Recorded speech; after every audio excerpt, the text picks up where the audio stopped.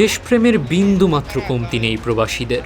নিজ দেশের ভূমি থেকে হাজার মাইল দূরে মালদ্বীপে খেলতে গিয়ে লাল সবুজের ফুটবল দল যখন প্রতিপক্ষের রোষানলে বিদ্ধ, তখন স্টেডিয়ামে থাকা প্রবাসীরা ব্যারিকেড ভেঙে ঝাঁপিয়ে পড়ার চেষ্টা করেন ফুটবলারদের বাঁচাতে। পুলিশের বাধায় শেষ অবধি মাঠে না নামতে পারলেও স্টেডিয়াম থেকেই তারা গলা ফাটিয়েছে, সাহস জুগিয়েছে মাঠে থাকা ফুটবলারদের। রবিবার মালদ্বীপের ডায়মন্ড জুবিলি ফুটবল টুর্নামেন্টের বাঁচা মরার এই ম্যাচে রেফারির বিতর্কিত সিদ্ধান্তে মাঠ তখন রণক্ষেত্র। বাংলাদেশের খেলোয়াড়দের ওপর যখন অন্যায়ভাবে লাল কার্ডের খড়ক নেমে আসে, প্রতিপক্ষের খেলোয়াড় ও কোচিং স্টাফরা যখন রীতিমতো হাতাহাতিতে জড়ায়, তখন গ্যালারিতে থাকা প্রবাসীদের রক্ত টগবগিয়ে ওঠে।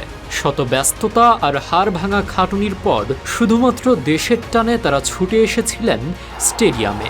বিদেশি পুলিশ ও দর্শকদের বৈরী আচরণের মুখে বুক চিতিয়ে লড়াই করার প্রেরণা জুগিয়েছেন প্রবাসীরাই।